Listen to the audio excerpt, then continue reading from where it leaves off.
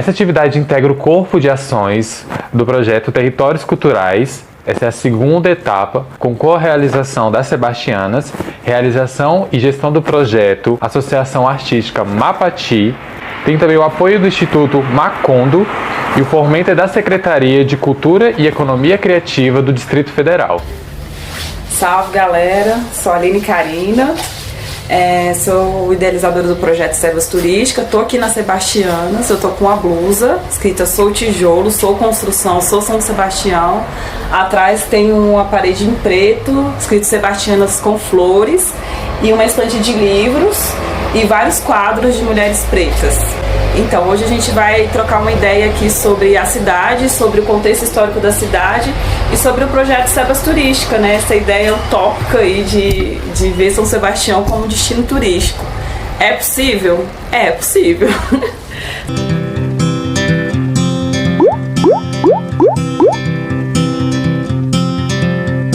Sebas Turística está aí para comprovar um projeto que tem 4 anos. A gente já conseguiu levar mais de 300 pessoas para conhecer São Sebastião nessa perspectiva do turismo fora do avião, turismo de favela, turismo de periferia, reconhecendo as nossas potencialidades, a nossa história, os nossos patrimônios materiais e imateriais. A partir dessa perspectiva a gente compreende, né, a potência de São Sebastião e a importância de São Sebastião para a construção de Brasília. Eu sou formada em turismo pela Universidade de Brasília e agora estou mestrando em preservação do patrimônio cultural pelo Instituto do Patrimônio Histórico e Artístico Nacional. Como uma mulher preta, é necessário a gente falar todas as nossas formações e todos os lugares que a gente ocupa. Então, também fiz um curso técnico de agenciamento em viagens pelo Instituto Federal de Brasília, fiz um curso de mediação de formação de educadores para o patrimônio da Fundação Demápto Rocha e também faço sempre gestão pública em relação a cursos que venham relacionados à temática de gestão, política e cidade. E assim, dentro da Universidade de Brasília, eu já me percebi inquieta ali, de sempre a gente, né, ler autores brancos, a gente nunca vê uma referência sobre a nossa vivência, sobre a nossa história, sobre a nossa cidade, a gente nunca se sente pertencente a esse plano piloto, a essa cidade que eles constroem a partir de uma perspectiva forçada, né, da gente ter essa cidadania, mas que cidadania que realmente a gente não é incluso, né, a gente nunca é visto ali. E eu comecei a entender, velho, São Sebastião tem uma coisa importante, vamos ver o que São Sebastião tem de importante. E quando eu morei aqui em São Sebastião, que eu morei por 10 anos, a minha vivência era muito São Sebastião. Eu saía muito aqui em São Sebastião, não precisava do plano piloto pra nada. Então eu curti um pagode, ia pra feira, tomar um caldo de mocotó na feira, a gente ia pra Cachoeira do Tororó, a gente ia pra Barra de São Bartolomeu e tipo, a vivência era muito São Sebastião. E nisso eu fui conhecendo os movimentos culturais, a importância dos movimentos culturais.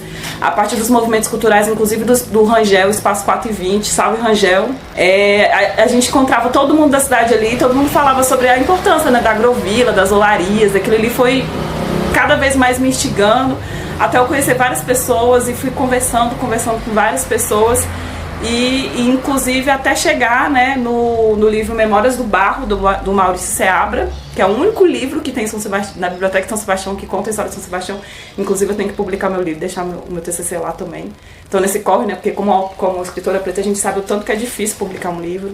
E aí eu vi, né, a origem de São Sebastião ali a partir da perspectiva dos guardiões de memória, né, são as pessoas que vieram antes e contam a história da cidade e falavam da importância de São Sebastião a partir da memória do barro, né, de como São Sebastião foi importante para a construção de Brasília e como o solo de São Sebastião foi fundamental nessa perspectiva de fornecer essa matéria-prima, né, muito África, se a gente lembrar, né, matéria-prima. Então São Sebastião cedeu, né, se doou para a construção de Brasília.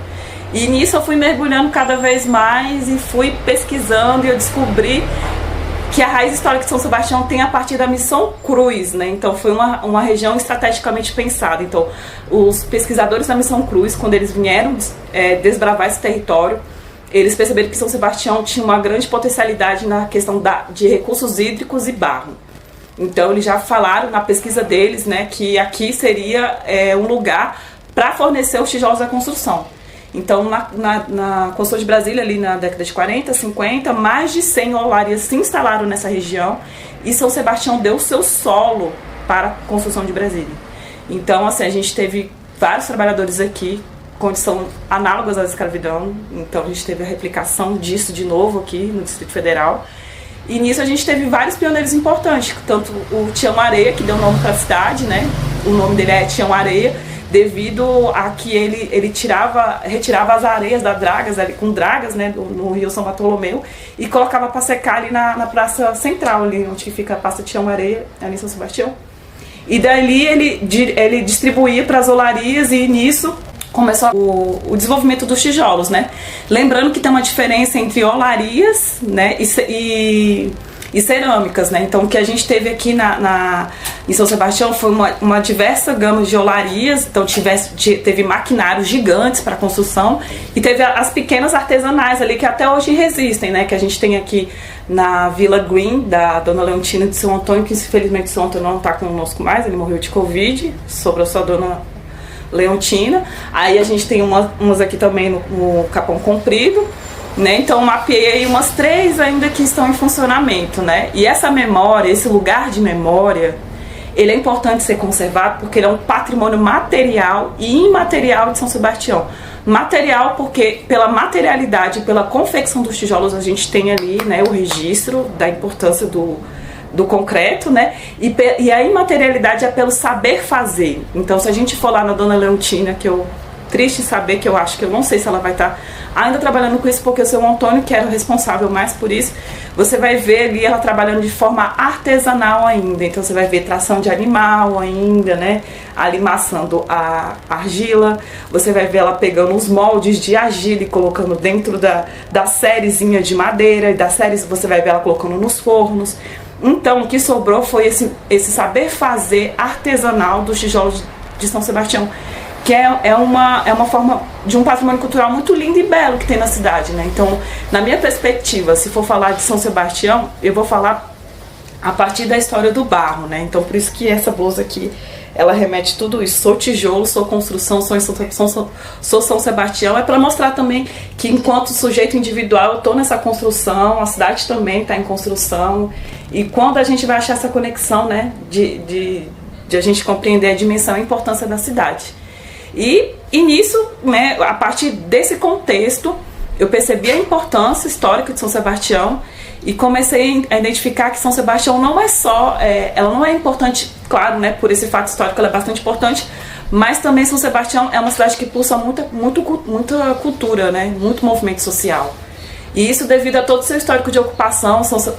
Tião Areia, ele resolveu ficar, porque na época era para ser, aqui São Sebastião não era para existir, era para ser toda uma extensão da barragem do rio Paranoá, né? Era para continuar, inclusive para fornecer água para o agronegócio, né? A gente tem aqui o PADEF, né? A maior feira de agronegócio do Brasil é aqui, é aqui do lado de São Sebastião. Então a gente vê a força do agronegócio. São Sebastião é uma cidade que tem um aspecto muito rural. O agronegócio é muito potente, muito latente aqui. Então, São Sebastião não era para existir, era para ser uma extensão do rio, né, para fornecer essa água para o agronegócio. Mas o Tião Areia resolveu ficar, né, mobilizou a população, resolveram ficar, e aqui a cidade existe há 28 anos. Lembrando que essa é a oficialidade, né, mas o que a gente não tem de registro, né, que a gente tem pelos outros marcos históricos de São Sebastião, a partir da Cruz, do Morro da Cruz, que é um marco importante de São Sebastião, que marca ali a diáspora africana. Inclusive no relatório da Comissão da Verdade da Escravidão do Centro-Oeste, a gente vê a rota passando por cima de São Sebastião e exatamente na Cruz do Morro da Cruz. Muitos ali têm uma história de falar que a Cruz do Morro era um lugar de castigo e martírio, né? Porque infelizmente a história negra só falam da nossa parte dos escravos, da dor e do sofrimento, mas na verdade, pelo que eu pesquisei e pelo, assim, né, o que eu venho pesquisando dali, não é isso, né? Ela foi um ponto de demarcação da diáspora africana para o aquilombamento no Quilombo Mesquita. Então ali foi um encontro de falar, ó, Quilombo Mesquita é pra cá, a gente vai se aquilombar pra cá, e essa cruz é uma demarcação, né? Então quando você olha na rota da Comissão da Verdade da Escravidão, que é um livro relatando isso, você vai ver a cruz exatamente direcionando para o Quilombo Mesquita. Então eu acho que esse é o fato mais verídico e mais importante, e empodera inclusive a história negra, né? De falar que foi um encontro de diáspora, né? De caminho. Então é isso. Então outro patrimônio importante da cidade, né? A gente tem as olarias de São Sebastião, que para mim são lugares de memória importantíssimo para a história de São Sebastião. Com o Sebas Turístico eu levei mais de 100 crianças ali, as crianças adoravam, elas mexiam na argila, elas gostavam, elas entendiam a importância da Dona Leontina e do seu Antônio para a história de São Sebastião. A Dona Leontina reconhece a importância dela, que ela fala assim, gente, eu sou história, eu sou cultura, eu sou museu, ela até falava isso. Né? Então, assim, por isso que eu venho lutando muito pela materialização da cultura a partir da perspectiva do Museu da Pessoa, porque quando a gente fala de Museu da Pessoa, a gente materializa a existência das pessoas como importantes, né? Eu compreendo muito mais a materialidade de um museu pela pessoa, não por uma instituição. Eu acho que a gente tem que preservar as pessoas e a partir disso, né, a gente vem entendendo a importância de vários líderes comunitários, griots, que ainda estão vivos, Edivaí, Paulo da Gomé, né, que fazem parte dessa história e resistem aí pela história de São Sebastião. Né? Então, assim, para mim, pelo mapeamento do Sebas Turística, que eu mapeei mais de 100 pontos, né, inclusive está lá no Google Maps, vocês entram lá no Instagram, Sebas Turística, lá no Linktree, vocês vão, mapeamento São Sebastião, que vocês vão ver mais de 130 pontos categorizados em atrativos sociais, culturais, lugares para comer, culturais, vocês vão ver uma lista. Né? E os importantes que eu falo são as olarias. O segundo é a Cruz do Morro da Cruz, como eu já contei a história para vocês, que é a demarcação ali da diáspora africana. E a gente tem os pontos culturais, né? Não pode dizer que faz resistência e preservam essa memória, né? Então eu mapeei mais de 40 pontos culturais dentro da cidade. Então a gente tem as Sebastianas como um atrativo cultural importante. A gente tem a Casa de Paulo Freire, a gente tem o Supernova, né, e vários outros, a Olaria Cultural, vários outros atrativos que existiram na cidade e fizeram parte dessa dinâmica e dessa construção do que São Sebastião é. Eu adorei quando você fala assim sobre a ligação entre São Sebastião e o Quilombo Mesquita, né, porque muita gente que mora aqui sequer sabe da existência do Quilombo aqui perto. Muita gente do DF não considera, né, o Quilombo Mesquita como parte do seu território também, fala que é no Goiás, fala que no DF não tem quilombo. Como você vê esse cenário assim, de São Sebastião no período em que Brasília estava sendo construída, em 1940, 1950, em meados disso, em ligação ao Quilombo Mesquita? São Sebastião faz parte dessa área quilombola? Com certeza.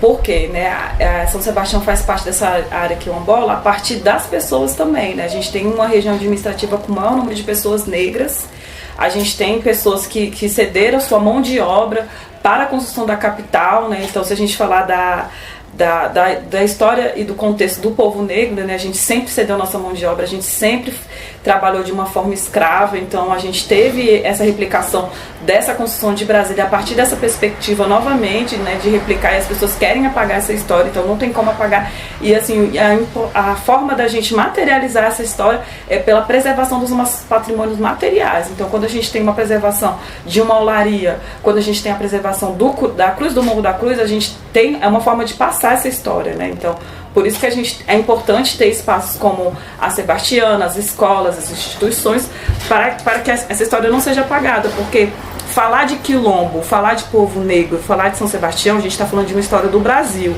E como a gente falar de uma história de segregação, de apagamento, de opressão, de violência. Então, o Sebas Turística, ele tem essa vertente turística, as pessoas, ali já até me falaram, ele não quer montar uma CVC, né? Não é isso. O Sebas Turística, ele é o despertar do turismo cidadão. Ele é o despertar, que é o objetivo final dele, que eu estou em construção, do turismo afroétnico.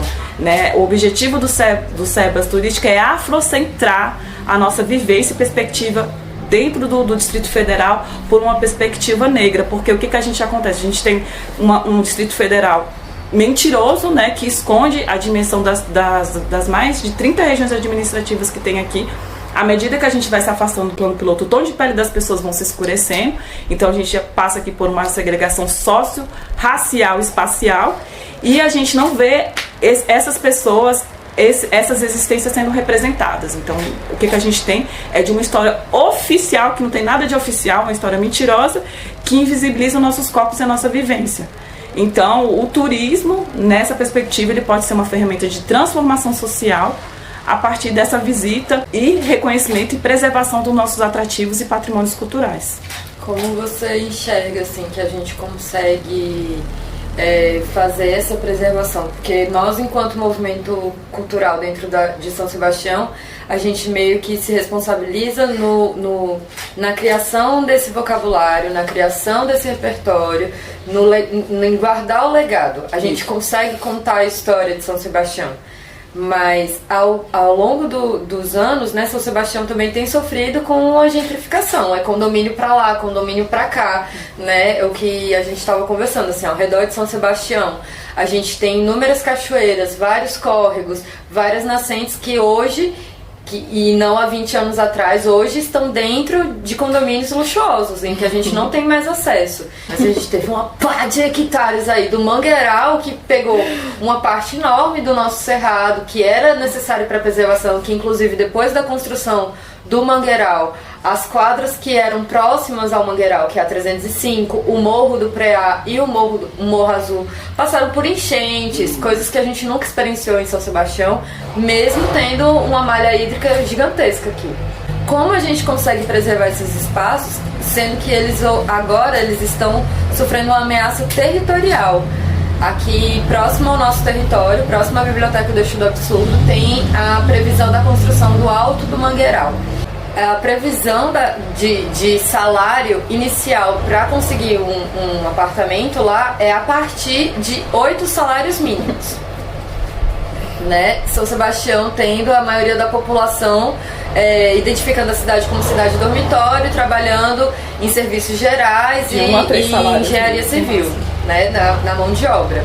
E esse território, a gente entende muito bem que ele quer essa parte do território, porque é uma parte que tem 4 ou 5 nascentes, porque é um território também que abrange a olaria do Vila do Boa, né? Que tem muitos recursos naturais ali.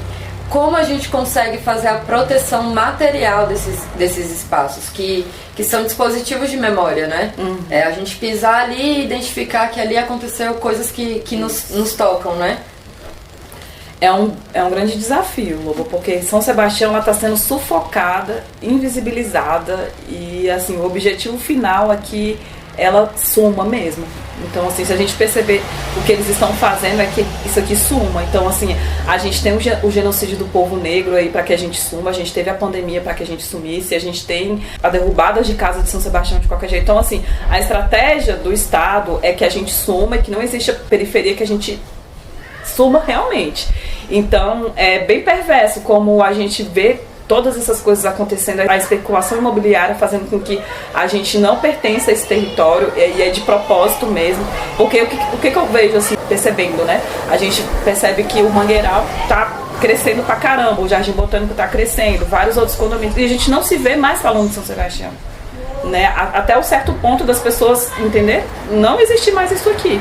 Então, assim, é bem perverso esse projeto que está sendo construído, né? Eu acredito, né, que eu também não vou romantizar, né, porque a estrutura ela é bem maior do que a gente, que, assim, né, vamos romantizar, vamos sonhar, né?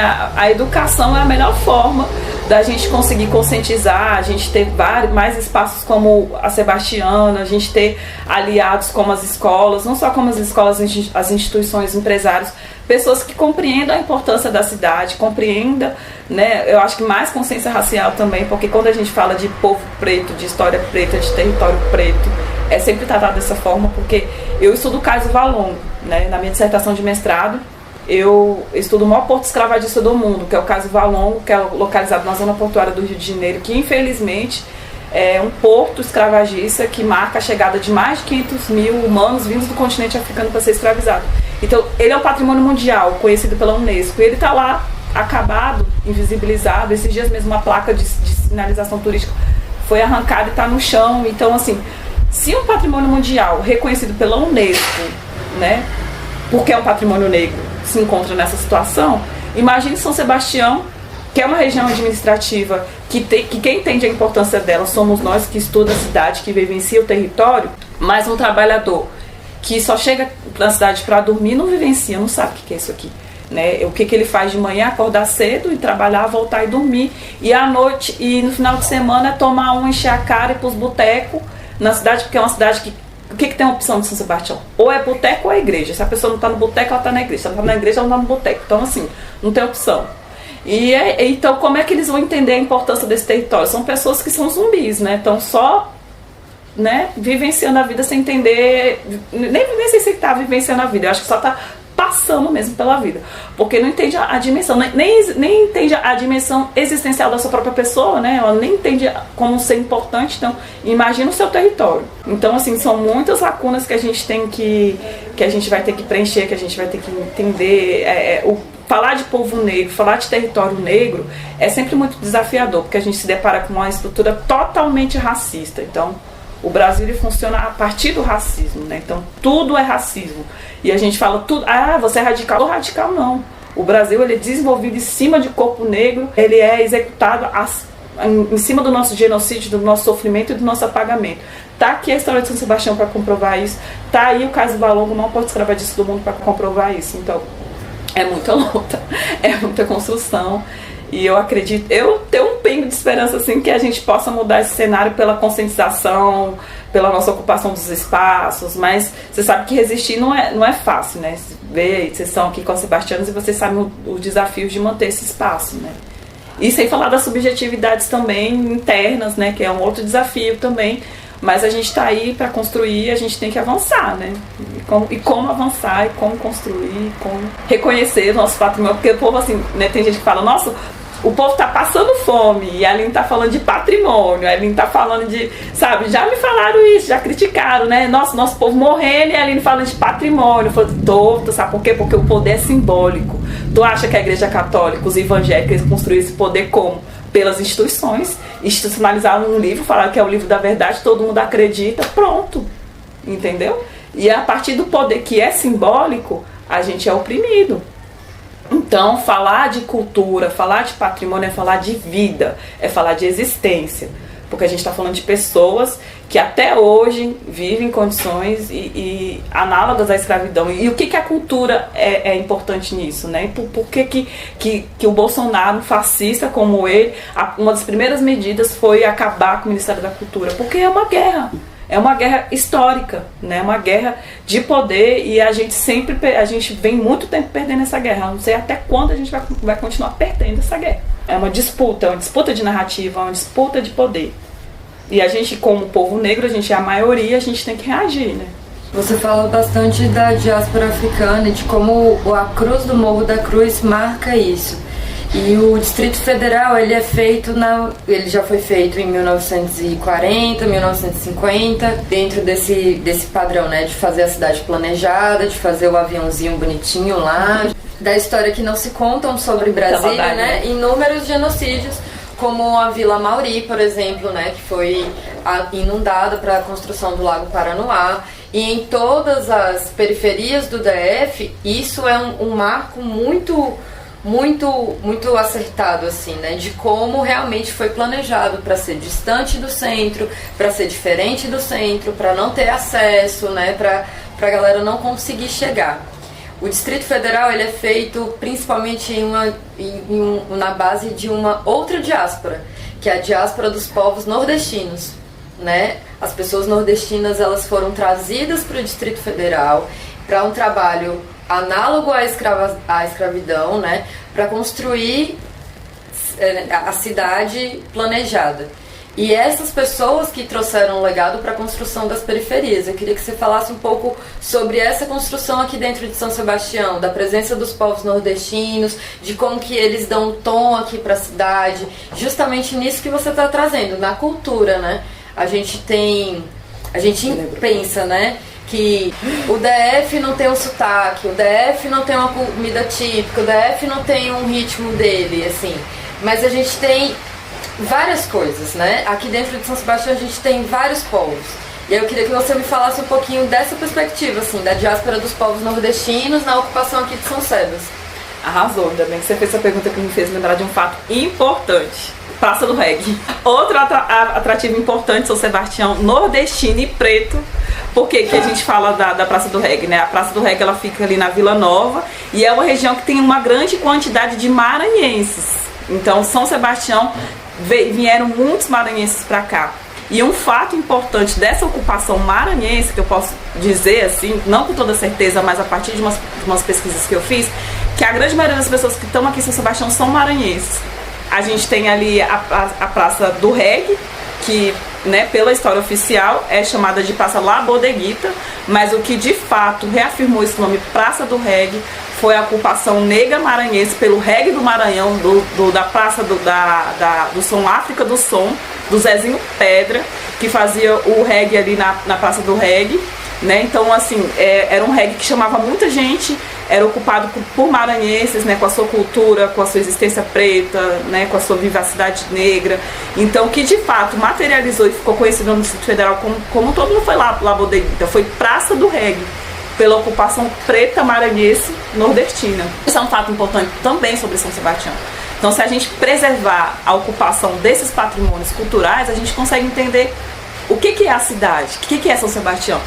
É olaria, é nordestino, negro, maranhense, reggae e a diáspora africana. Então, assim, é isso. São Sebastião é toda essa perspectiva nordestina, negra, maranhense, mulherista também, né? Porque é uma cidade que tem muita mulher. Então, a gente consegue perceber essa vivência, né? A gente tem também a cultura, vamos falar, homogênea, né? Homogênica, que vai pasteurizando tudo, né? O sertanejo. O sertanejo, ele é também uma cultura forte, São Sebastião, devido a esse aspecto rural e tudo, né? E São Sebastião ser permeado de várias fazendas. A gente tem a Fazenda Taboquinha, que é um outro patrimônio importante da cidade também. Mas, assim, o que eu acho que é uma cultura muito empurrada, muito imposta também, né? Porque, tipo assim, a cultura do reggae do Maranhão foi uma cultura vivenciada, né? Uma cultura que o povo ocupou a praça. Assim, ao redor da praça a gente encontra vários barzinhos de reggae, vários locais de encontro que a galera ainda se reúne pra botar o paredão pra fora. Inclusive tem comida, eu não sei agora na pandemia, mas tinha uma senhorinha lá que fazia altas comidas maranhenses, né? Então a gente ia lá com o mocotozão lá, o bobó, o vatapazão. Então, assim, tinha essa vivência nordestina na Praça do Reggae pela cultura. Então, assim, essa cultura natural, que ela é construída pela ocupação, ela é algo da cidade. Agora, uma cultura que é imposta, né, pela aparelhagem, né? Então, a gente tem ali os rodeios e tudo, mas você vê que é toda uma estrutura para montar aquilo ali. O povo não participa coletivamente daquela estrutura, que a gente tem as vaquejadas com grandes sons, carros de sons, peões e tudo, patrocinadores. Então, assim, essa cultura que ela vai se construir a partir do capital, né, a gente tem que tomar um cuidado dela, né? Falar assim, a cultura de São Sebastião é o sertanejo. É de fato sertanejo? Foi posta para ser o sertanejo, né? Então, há uma diferença. Acho bem interessante quando você fala sobre essa presença, né, do sertanejo vindo como algo imposto e é algo do agronegócio. Como você vê essa conexão entre o agronegócio e a especulação imobiliária? Assim, ao mesmo tempo, São Sebastião está no meio desses dois babados, né? Como é que você vê esse encontro do agronegócio com a especulação imobiliária, assim? Tem tudo a ver, né? Porque o que acontece? A gente tem São Sebastião sendo sufocada pela especulação imobiliária. E essa especulação imobiliária, ela faz um afastamento das pessoas periféricas, de classe baixa, pessoas negras daqui. E a gente tem uma cultura sendo imposta pelo sertanejo que constrói todo um estilo de vida a partir do agronegócio, desculpa, né? Mas o sertanejo, ele é isso, dos caras que não respeitam a mulher, que ele anda de carrão, e é vodka, e é tudo, né? Do alto estilo de vida, né? Pelos condomínios, piscina e tudo. Então, é um estilo de vida massa, que a gente merece mesmo, a gente tem que ter qualidade de vida, né? Mas uma qualidade de vida em que a gente sufoca, a gente oprime, a gente invisibiliza certos grupos sociais pra gente achar que a gente é melhor. Porque o que se tem, né? A gente tem São Sebastião aqui que veio antes de qualquer lugar desse, como Mangueiral, Lago Sul. São Sebastião estava aqui bem antes. E a gente tem esses territórios sendo ocupados, e quando essas pessoas moram lá, há um distanciamento. Não, eu moro no Lago Sul, moro no Jardim Botânico, mas não moro em São Sebastião. Eu vi até um meme esses dias, né? Moradora do Mangueiral morre ao saber que Mangueiral faz parte do território de São Sebastião. Leva um susto, desmaia, né? Por saber que mora em São Sebastião. Então a gente tem esse preconceito mesmo com a periferia e essa forma com que o agronegócio também é responsável por isso, porque ele impõe essa cultura, né? Uma cultura que veio até de fora, que veio com os estadunidenses, né? A galera, os estadunidenses, eles tiveram ocupação aqui no Brasil, em São Paulo mesmo, a gente tem ali o estado de Americana, que foi uma ocupação dos estadunidenses, então eles vieram muito com a cultura country. Os bolsominions fascistas também, vocês podem ver que dentro do Uber deles sempre tem uma bandeira dos Estados Unidos, então assim, esse apego à cultura norte-americana tem tudo estrategicamente pensado. O fascismo está ligado a muito essa ideia, né, do negar a nossa cultura. Então, nega a nossa cultura achando que a cultura do outro é melhor. Então, a gente tem essa criação da cultura do sertanejo que vem de todo esse estilo de vida, que nega a nossa essência, né, do agronegócio que explora todas a nossa matéria-prima, o nosso solo, e, né, impacta e não deixa nenhuma grana para cá, só explora, né? Essa cultura sertaneja que é imposta pelas bebidas, vocês podem ver que nos mercados a carne é muito mais cara do que uma bebida. Você consegue beber uma Eisenbahn, uma Budweiser por R$1,50, R$1,90 um quilo de carne, um absurdo. Então, todo esse estilo de vida, né, que impõe para eles é que a gente beba muito, participe dos festivais que eles façam, né, compre essa cultura sertaneja, porque isso vai beneficiar o agronegócio. E São Sebastião a gente tem a maior feira do agronegócio do Brasil, fica aqui em São Sebastião, que é o PADEF, né? Então aqui reúne vários agrotóxicos, né, para comprar insumos, máquinas, maquinário, uma feira gigante, né, para incentivar o agronegócio. O agronegócio ele é importante? Até que ponto, né? Porque o que eu vejo é só impactos, assim, e é uma cultura sempre que invisibiliza a nossa existência, né? Eu acho que não tem muito o que agregar, apesar da gente discutir isso nos campos maiores, porque entre a gente fala um outro tipo de cultura, né? Aí quando a gente vai ali para uma reunião ali na administração de São Sebastião, a gente vai se deparar com essa galera e você vai ver a força deles e a gente não sabe nem como dialogar, né? Porque eles veem a gente como os estranhos, os esquisitos. Esse povo aqui nem é bom colar porque é um povo estranho. Agora, a gente quer a verdade, a nossa cultura é a melhor e o nosso estilo de desenvolvimento para a cidade é a melhor. Então a gente vê esses conflitos, né? E o conflito é tão grande porque quando a gente fala de cultura, os maiores fortalecimentos assim, de cultura para São Sebastião é para a galera do sertanejo, né? É para os eventos deles e tudo. Aí quando a gente vem dos coletivos que falam sobre a essência da cidade, a história da cidade, né? A gente tem aí o professor Elias, o Supernova, Sebastiano, a gente não vê essa mesma potência, essa mesma força. E é uma outra luta também. Você falou sobre a questão do agronegócio, aí me remeteu aqui na memória. Eu trabalhei no Fórum Mundial das Águas, né, pela primeira vez acontecendo aqui no Brasil, foi aqui em Brasília. Uhum. E o objetivo do fórum, na real, era as vendas das águas aqui do Brasil. Né? O único objetivo mesmo, assim, real do fórum é isso, a venda, discutir como vai ser essas vendas e para quem são e quais são as empresas que iam privatizar tudo isso. E aí, durante o Fórum Mundial das Águas, né, teve vários debates assim, com a galera, assim, donas de empresas que trabalham em agronegócio. E aí, a empresa que estava organizando, né, dentro do Fórum Mundial das Águas, que estava por detrás da organização, que eu esqueci agora, é o instituto que faz essas pesquisas de água daqui de Brasília e do Brasil. E aí, a porcentagem que eles mostrou, assim, sabe, os estudantes do Instituto Federal. Eles foram até lá, mostraram assim, na cara dos estudantes, saca? Isso. Que 40% do que é consumido assim, de água do Brasil todo é dentro do agronegócio. E aí as famílias, os bairros, os condomínios gastam apenas 7%, né? E aí o que você vê mais na TV é o comercial dizendo justamente o contrário, que a gente deve diminuir o nosso consumo de água quando quem mais utiliza é o agronegócio. E aí a gente vê esses ataques acontecendo para pequenos fazendeiros, donos de chácara. Meu pai mesmo é dono de uma chácara, de sítio e tudo. E ele já se sente perseguido já. Sabe? A gente está em 2021 e ainda há aqui do lado, sabe? E o que é mais problemático disso tudo, porque quem bota comida na nossa mesa é o agricultor familiar. Sim. Né? E a gente tem que se deparar com com esses conflitos de um agronegócio que exporta tudo para fora, não fica nada para cá. Ainda tem essa mentira, né, que fala que a gente consome muito mais água sendo que é eles, e quem coloca a comida na nossa mesa é o agricultor familiar, que aqui em São Sebastião tem muita agricultura familiar. Sim. Inclusive o abastecimento da feira permanente é pela agricultura familiar. A gente tem produtores e tem vários assentamentos, inclusive do MST, que fazem a produção desses alimentos.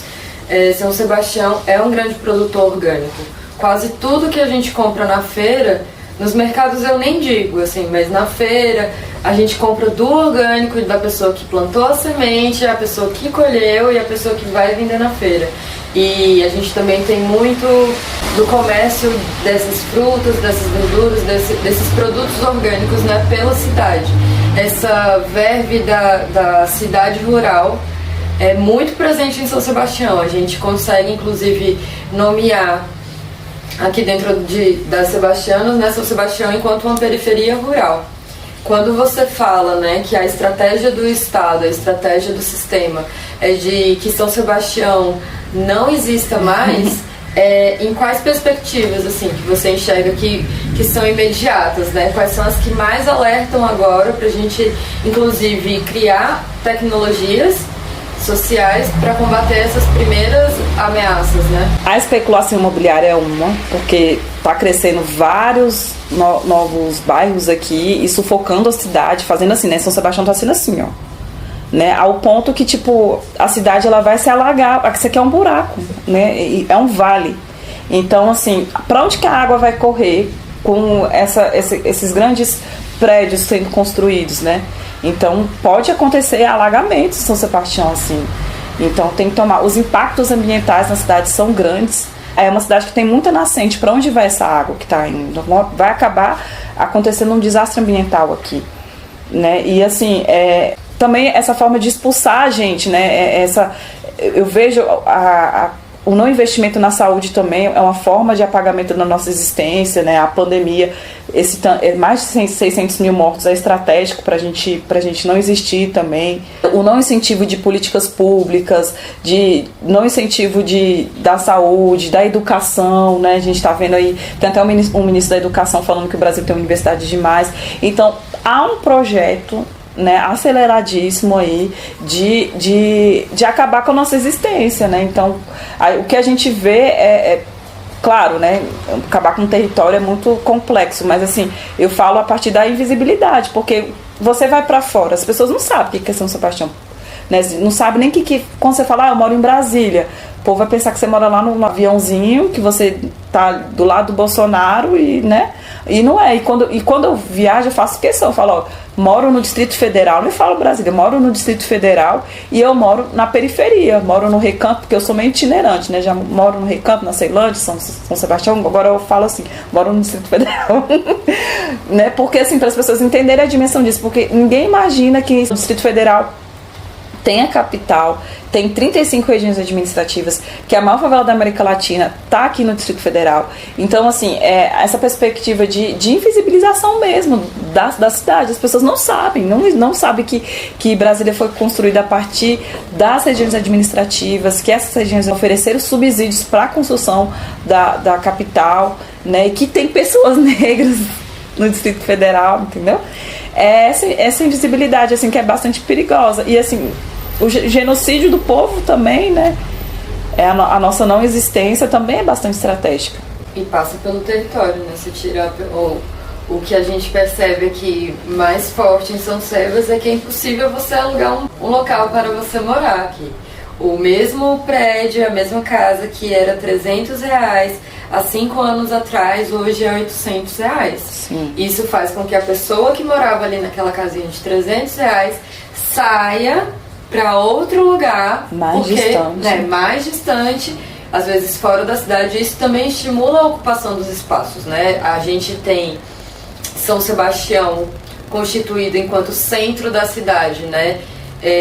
Mais de 10 bairros, São José, o Bosque, o Vila Nova, o Residencial Oeste, o setor tradicional, mas ao redor dessa periferia existem várias favelas, que é o Zumbi dos Palmares, é a favelinha o Vila Green, né? É o Morro do Preá, lá na 207, né?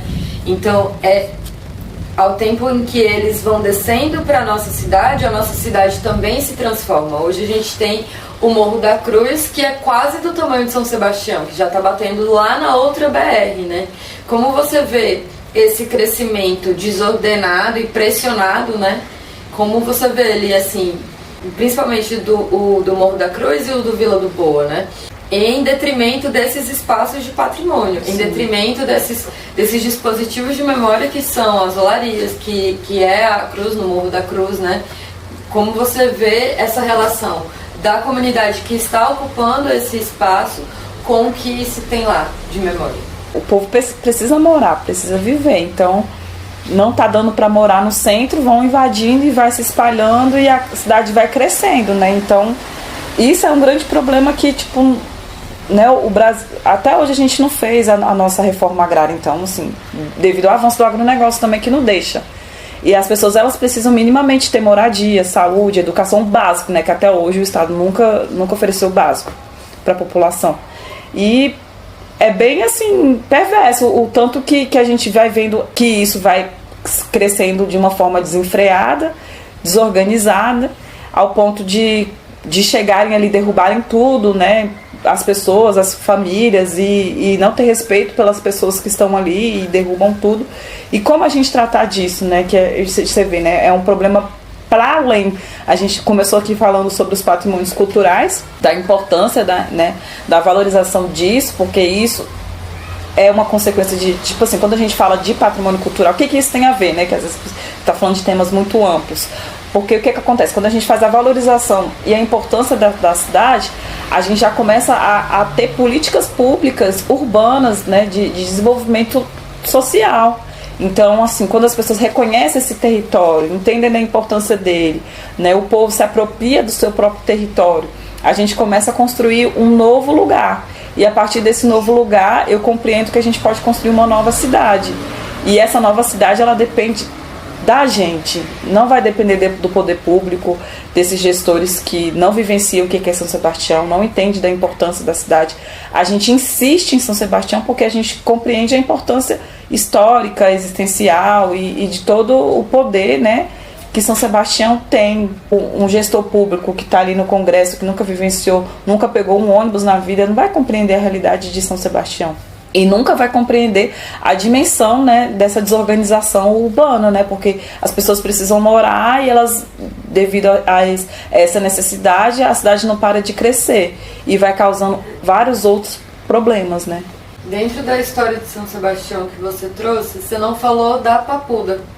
Quem foi essa mulher? Verdade. Que hoje dá o nome para o presídio, né? São Sebastião, além de ser uma periferia rural, além de ser um ponto de especulação imobiliária, de ser um ponto de ataque do agronegócio, de ter várias favelas aqui dentro que são muito mais invisibilizadas do que a nossa própria cidade, além de ter toda essa história da construção de Brasília, nós somos a cidade que acolhe o presídio do DF.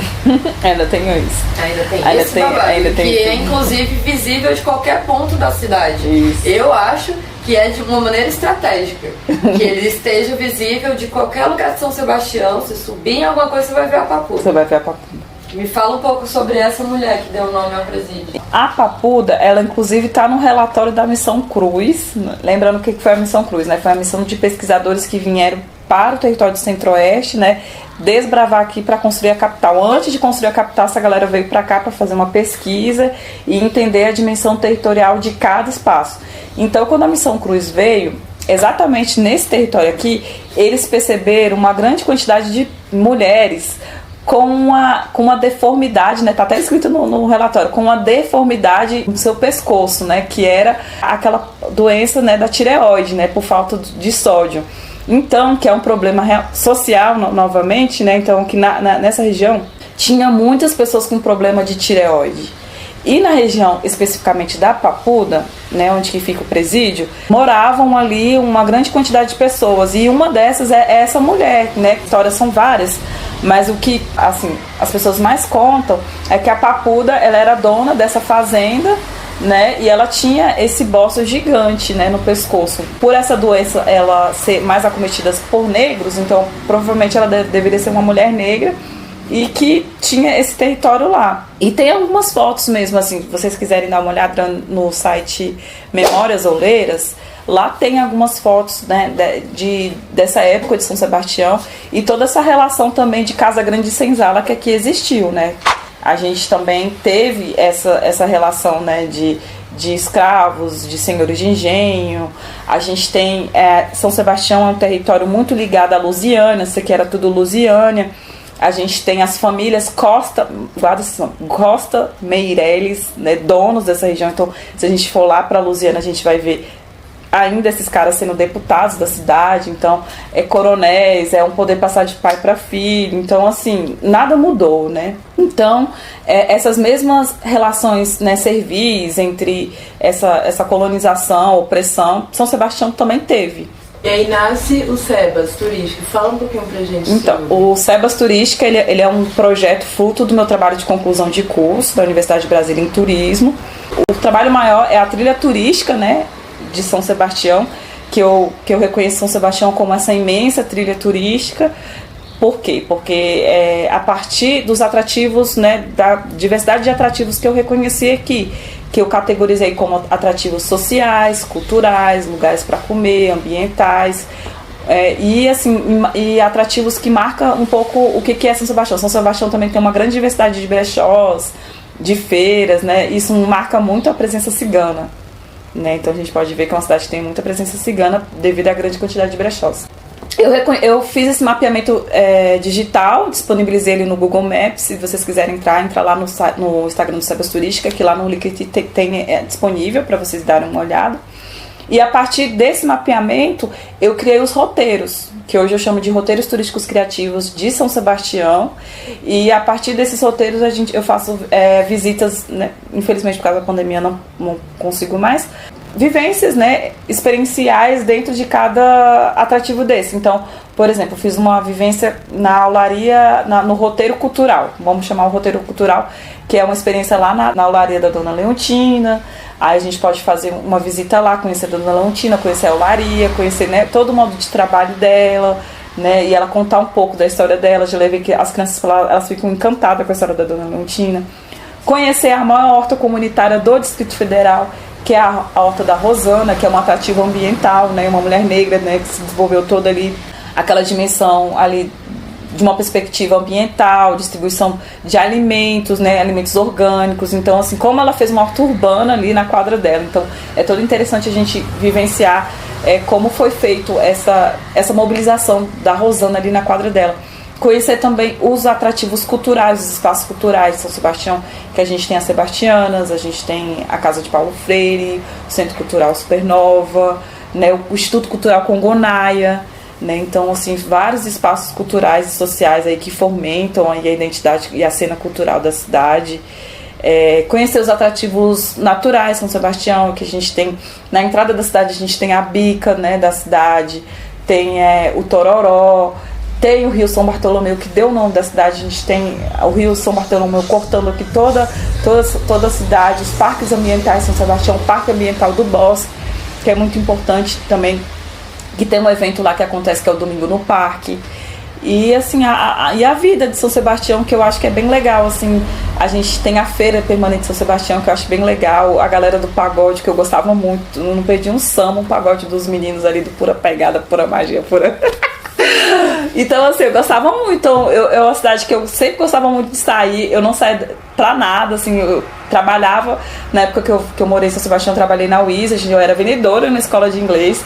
Então, fechava a escola, a gente ia pros rolês aqui, né? E era muito bom porque tinha muita opção. Então, tá rolando um sarau lá no Espaço 4:20, a gente ia lá pro sarau.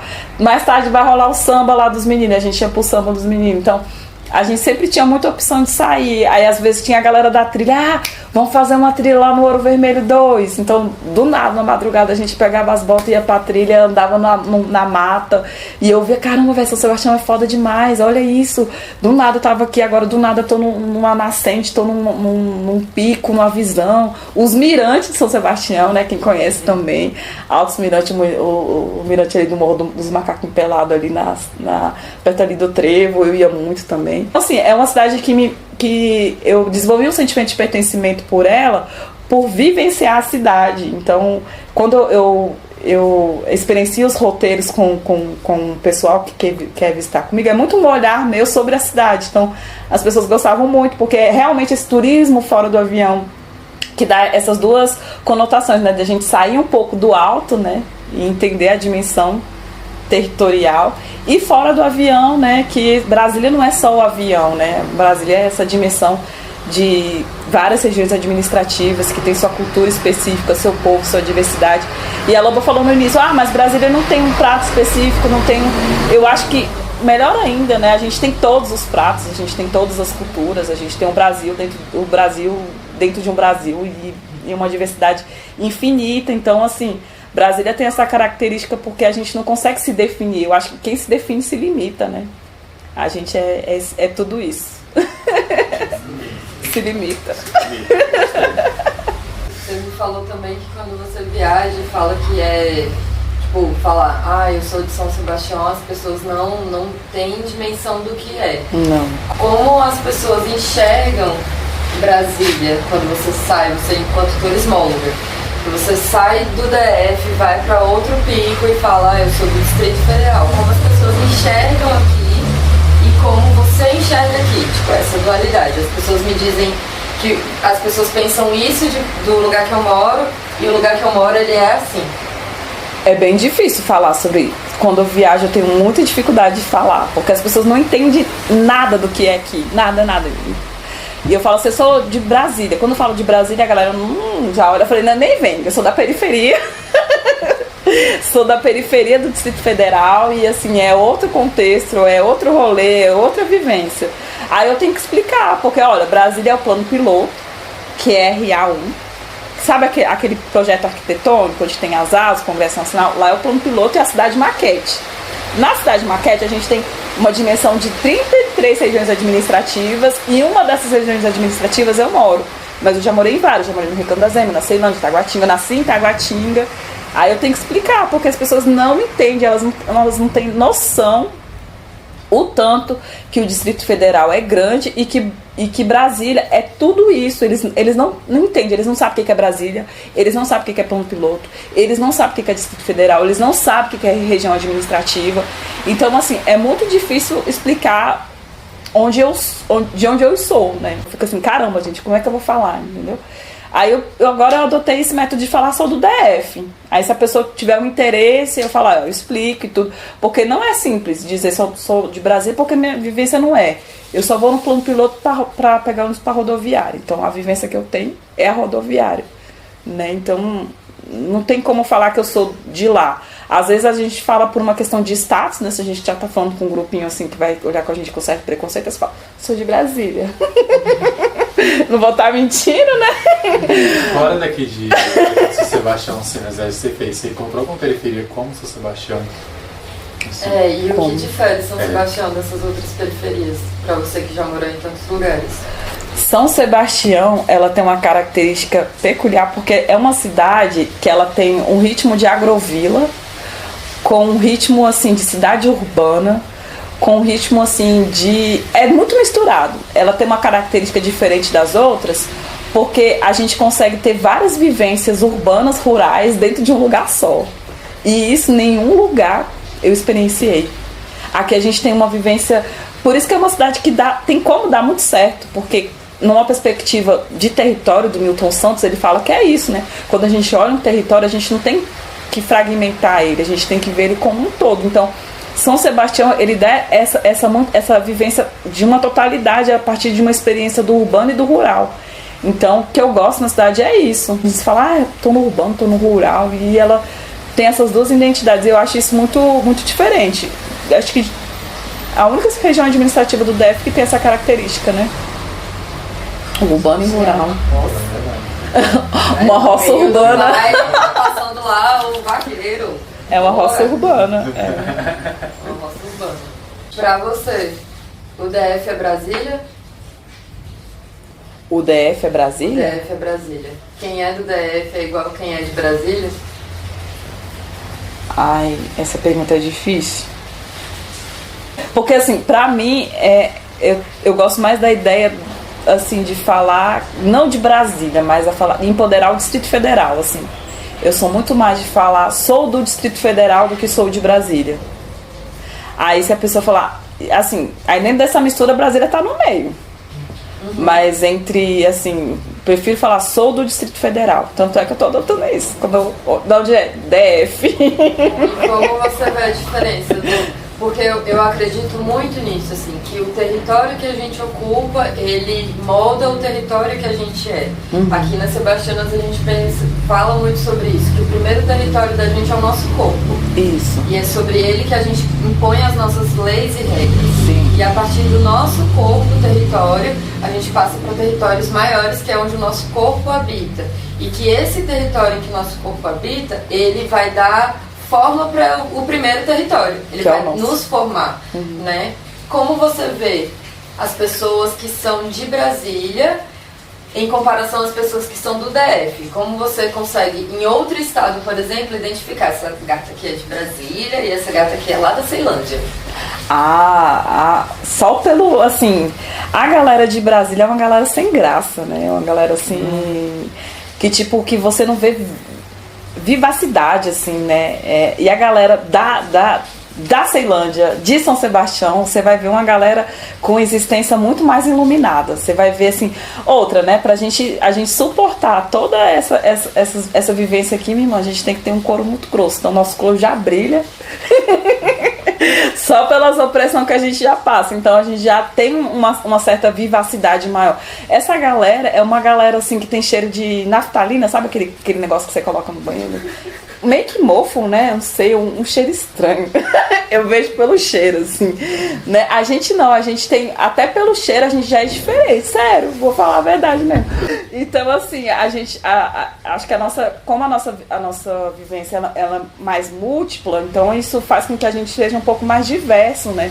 É uma galera que morre de medo de conhecer as regiões administrativas, que só tem a vivência ali no plano piloto, não coloca, né? Eles morrem de medo de vir aqui na Ceilândia, na Samambaia, no Recanto das Emas, não conhece, não vivencia a realidade. E, tipo, uma galera, assim, meio, acho que é bem limitada, assim, né? Uma galera que não conhece o Distrito Federal, se impõe ali numa narrativa de Brasília, pelo poder e imponência de que Brasília é bonito, não vou mentir, é uma cidade monumental, bonita, massa, né? Não me representa. Ela representa um certo grupo social, uma certa vivência, porque eu não fui incluída dentro desse projeto, né? A primeira coisa que eles fizeram com o meu avô, que foi pioneiro da construção de Brasília, foi meter meu avô a 40 quilômetros de distância dali e ele construir a própria casa dele. Então, essa vivência que eu tenho da construção, que nem água tinha, né? Na Ceilândia a gente tem o patrimônio cultural da caixa d'água ali, para marcar o quão perverso foi essa expulsão ali pela campanha de erradicação de invasões, que é a Ceilândia, e essa expulsão, né, dos pioneiros de lá. Então, pra que eu vou sentir sentimento de pertencimento por um projeto que não me incluiu, que não incluiu minha família? Eu fui abraçada pela Ceilândia, por São Sebastião, por Recanto das Emas, por Samambaia, por todas essas cidades que eu percorri que me acolheram, né? Não por Brasília. Brasília a gente compreende a importância institucional dela, compreende a importância monumental, que é um patrimônio mundial, mas a gente faz a crítica que a gente não é incluído nesse projeto. Existe turismo fora do avião? Toda hora, todo momento. Pra você, assim, o que você acha que mais dificulta pra galera daqui conhecer os pontos turísticos daqui, né? Porque eu acho que é mais a galera mais jovem assim que dá esse rolê.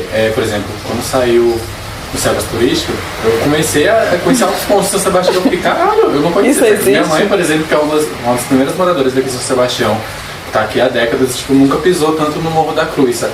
Ela foi no comecinho ali do Morro da Cruz, mas não conhece a história do Morro da Cruz, não conhece a história dos outros lugares. E eu queria saber mais, assim, na sua opinião, o que você acha que mais dificulta pra galera conhecer a história daqui? Dificulta muito porque a gente tem uma mídia racista também, né? Uma mídia sensacionalista que a todo momento criminaliza, né, esse lugar. Então, assim, a gente tem uma mídia a todo momento falando que São Sebastião é perigosa, que é pra gente não sair aqui, que aqui só tem marginal. Infelizmente, acontece isso, mas acho que isso acontece em todos os territórios também. A diferença é que aqui é muito mais visibilizado do que uma morte que acontece no Lago Sul, ou no Plano, ou em algum outro lugar. Eles gostam muito de colocar a periferia nesse lugar, sempre de um lugar de criminalização que a gente não pode vivenciar. E eu acho isso bastante estratégico para o território e para os gestores também, porque a partir do momento que a gente não sabe o que tem que não tem na nossa cidade, a gente não conhece, a gente não vai saber cuidar, né? A gente só cuida daquilo que a gente conhece. Agora imagine se todas as pessoas tivessem essa consciência do que é São Sebastião, do que esse território representa. A galera da administração não ia ter sossego. Eles iam trabalhar de verdade, porque a galera ia começar a cobrar. Então, assim, eles não querem que o cidadão tenha plena consciência dos seus direitos. Porque a partir do momento que a gente tiver essa plena consciência dos nossos direitos, do território que a gente pisa, a importância que a gente tem, as políticas públicas que fazem parte dos nossos direitos e tudo isso que valida a nossa existência numa perspectiva mais, assim, saudável, numa perspectiva urbana e para a melhoria do nosso território, a gente vai começar a cobrar, de verdade. A gente vai começar a participar de muitas coisas, instigar, a gente vai botar essa galera para trabalhar, então eles não querem. Então é melhor manipular a gente pelas religiões, pela mídia, invisibilizar o que representa esse território, do que realmente transformar. Então é bem estratégico também que a gente não saiba. E é perverso também, né? Porque eu acho que uma outra utopia que eu penso, né? Que toda região é turística, toda cidade é turística. Só basta a vontade da gente, né, entender a complexidade daquele lugar, porque nada existe do nada. Né? Tudo tem sua importância. Então as pessoas falam, não existe, aqui é um buraco. Que nem quando eu faço as visitas nas escolas, né? A primeira coisa que os alunos falam em São Sebastião é que aqui é um buraco, que aqui é fedido e que aqui é violento, e que a primeira coisa que eles vão fazer é estudar e sair daqui. Entendeu? Esse é o imaginário que foi construído sobre a cidade. E depois que eu mostro para eles tudo que tem na cidade, e eles fazem um passeio comigo, e eu aplico o novo questionário, eles já têm uma outra visão sobre a cidade. É claro que tem algumas pessoas que não vão mudar, né?